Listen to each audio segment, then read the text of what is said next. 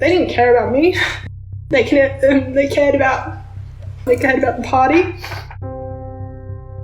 We were just merely these weird little sort of side characters in what would become a narrative that they were concerned about. It wasn't about us.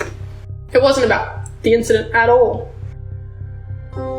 There's a really beautiful picture of Brittany Higgins. It's actually on her first day at work at Parliament House, how excited she was to work in the building. So she ended up in the new Defence Minister Lyndall Reynolds' office when she was just 24 years old.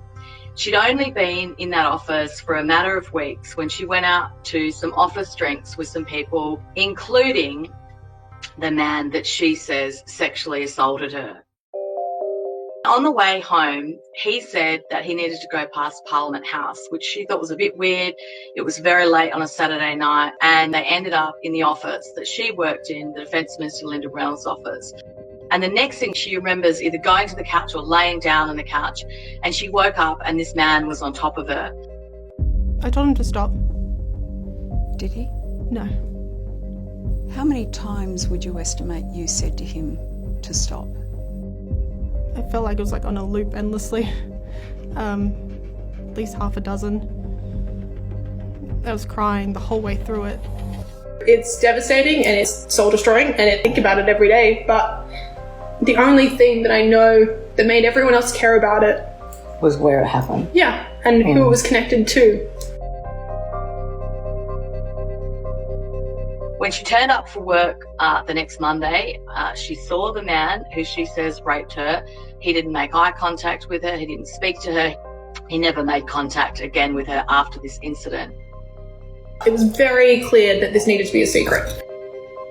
And that was for political reasons. About a week after the sexual assault, she was called to a meeting in the Defence Minister Lyndall Reynolds' office with her Chief of Staff.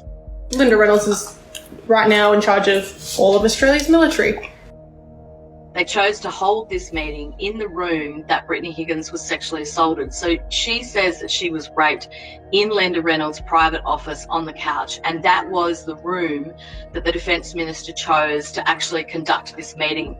I barely even remember the conversation on the basis that I was like, oh my God, it was the couch. I'm sure she was saying very many lovely words, but all I knew was the couch. Politicians will say she should just go to police. But she really wasn't given a lot of support or reassurance that if she did that her job would be safe. And rightly or wrongly, she formed the view that she had to make a choice. She was terrified of being a political scandal on the eve of the election.